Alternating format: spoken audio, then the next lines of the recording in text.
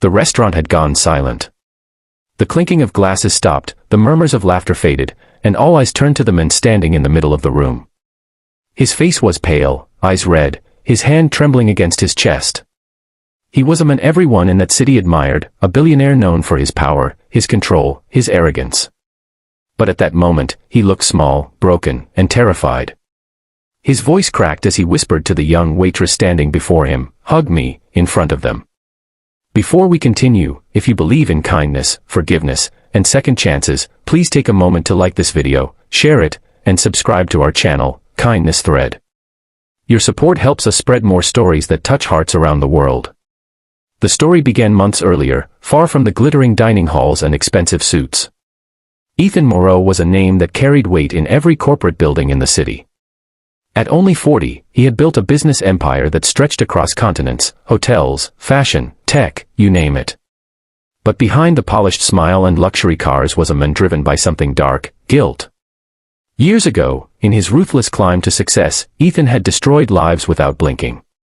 He fired employees to cut costs, crushed competitors with unfair tactics, and humiliated people who stood in his way.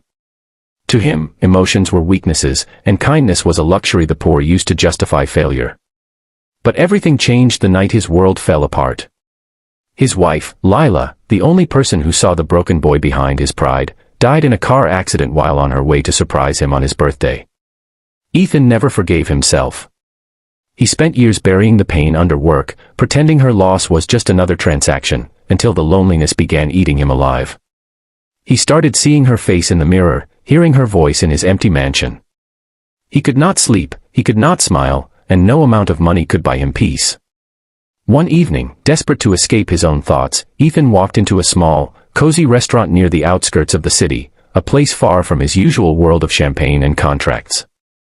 He wanted quiet, just one meal in peace. That's where he met her, a young waitress named Maria. She had kind eyes, a soft smile, and spoke gently, with the kind of patience that reminded him of Lila. She didn't know who he was, and for the first time in years, Ethan didn't want anyone to. When she noticed his untouched food, she approached quietly and said, "Bad day." Ethan, startled by the sincerity in her voice, nodded. Something about her tone cracked the wall he had built around his heart. Over the next few weeks, he began visiting the restaurant more often. Maria would serve him, never asking personal questions, never judging. She just listened when he spoke, and sometimes, she said things that made him think about life in ways he hadn't in decades. She once told him, "Kindness doesn't make us weak. It reminds us we're still human." Those words stayed with him. Ethan started doing small acts of kindness, paying for someone's meal, donating anonymously, visiting an orphanage Lila once loved. Slowly, he began to change, though the guilt still sat heavy inside him. He wanted to make things right, to prove that even a man like him could still have a heart. But fate had a way of testing him.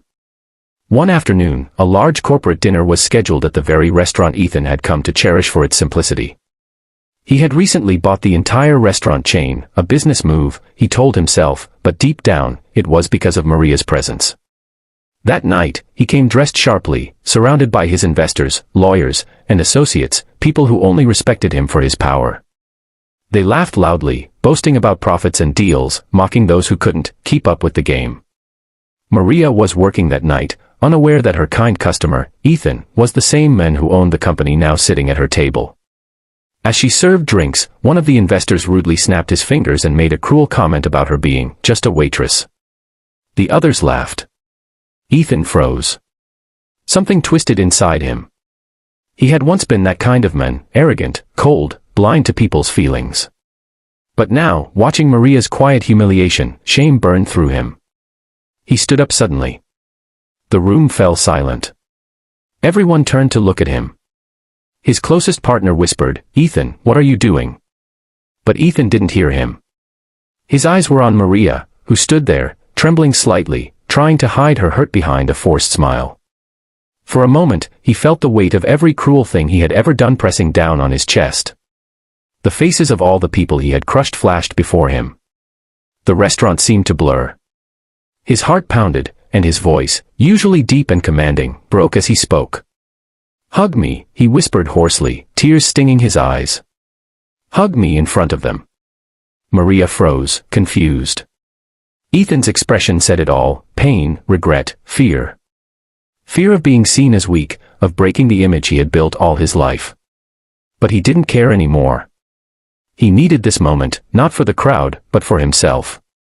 Slowly, hesitantly, Maria stepped forward and wrapped her arms around him. The room went completely silent. The man everyone saw as unshakable was crying, truly crying, in the arms of a waitress. For the first time in years, Ethan felt something pure: forgiveness. The tears he had hidden behind business meetings and contracts finally fell. The people watching didn't know what to say. Some looked away in discomfort, others in disbelief. But Maria held him without judgment, her hand steady on his back, whispering softly, "It's okay, it's okay." After that night, Ethan disappeared from the public eye for a while. Rumors spread that he had retired or fallen ill. But the truth was simpler. He had chosen to change his life completely. He sold part of his empire and started a foundation in his late wife's name, one that supported struggling workers and funded education for children who couldn't afford it. Maria continued working at the restaurant, and one day, Ethan came back, not as a customer, but as a volunteer helping serve food to the poor. When she saw him, she smiled and said, "You really did it." Ethan replied quietly, "No, you did. You reminded me I could."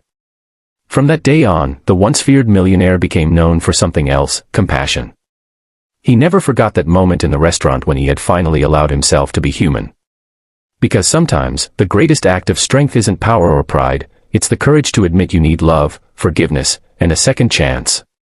If this story touched your heart, please take a moment to like this video, share it with someone who believes in kindness, and subscribe to our channel, Kindness Thread, where we share true and emotional stories that remind us what it means to be human. And before you go, speech balloon comment below. What would you have done if you were Maria in that moment?